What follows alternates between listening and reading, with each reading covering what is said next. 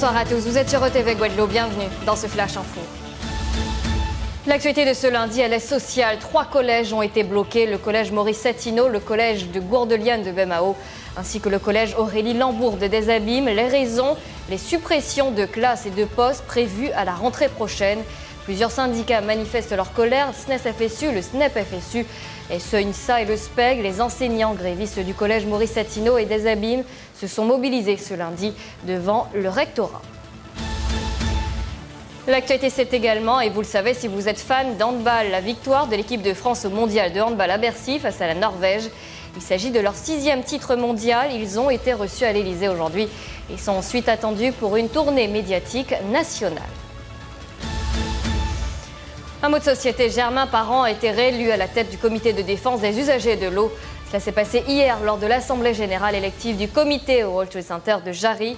On ne veut pas faire de politique avec l'eau car cela a apporté trop de malheur aux Guadeloupéens, a confié Germain Parent à nos confrères de France Antilles hier. L'actualité internationale, 6 personnes ont été tuées dimanche soir dans une mosquée à Québec au Canada. 2 hommes ont été arrêtés dimanche soir par la police, mais elle indique que seul l'un d'entre eux est considéré comme suspect. Les 2 hommes ne sont pas connus des services de police. Le suspect serait un étudiant en sciences politiques qui a contacté la police pour se rendre peu après l'attaque. L'actualité nationale, cette fois, le dossier Fillon avance. Le candidat de la droite et du centre à la présidentielle et Pénélope Fillon était entendu ce lundi après les révélations du Canard enchaîné il y a moins d'une semaine. L'ancien Premier ministre a lui-même demandé cette audition. Il dit vouloir faire la transparence dans cette affaire dans laquelle il affirme n'avoir rien à se reprocher.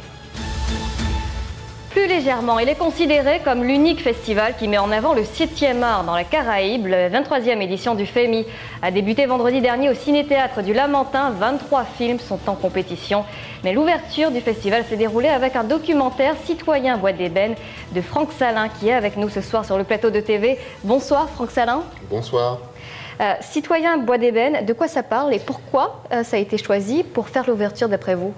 Alors, ça a été choisi pour faire l'ouverture, je pense parce que le film a plu. Donc, je suis un réalisateur honoré, comblé et très, très, très satisfait d'avoir eu un film choisi pour l'ouverture du FEMI. Le Citoyen Bois d'Ébène parle de la quête du docteur Emmanuel Gordien. Emmanuel Gordien, c'est un Guadeloupéen, un médecin guadeloupéen, médecin-chercheur spécialiste des hépatites, qui est originaire du Port-Louis. Et quand il était enfant, ses parents lui disaient, son père, son oncle, que le premier de sa lignée à avoir eu le nom Gordien était Georges Boïki. Il s'appelait Boïki, mais les administrateurs français, les fonctionnaires français, à l'abolition en 1848, lui ont donné le nom Gordien. Mais en vérité, il s'appelait Boïki. Donc bon, enfant, il écoutait ça comme ça. Et puis adulte, il s'est passionné pour la généalogie. Et dans ses recherches, il a constaté qu'effectivement, son père, son oncle, lui avait dit la vérité. Son ancêtre, le premier, était né en Afrique, esclave à Port-Louis, et avait reçu à l'abolition le nom de Boïki. Donc, passionné de généalogie, il aide beaucoup de personnes à trouver leur C'est important pour vous de mettre en avant cet aspect de l'histoire, enfin je veux dire la généalogie en tout cas, l'histoire aussi peut-être guadeloupéenne en fait finalement, je sais pas, les traces. Alors c'est important pour moi en tant que Guadeloupéen, oui, et puis descendant d'esclaves africains aussi, hein.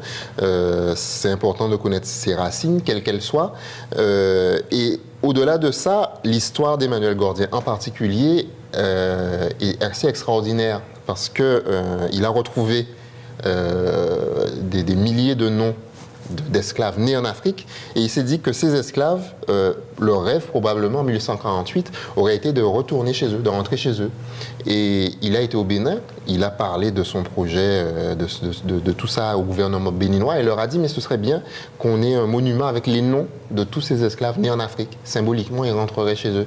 Et vous savez, dans beaucoup de pays africains, l'histoire de la traite négrière, ils la portent comme une croix parce que beaucoup de royaumes ont participé à la traite, ont vendu.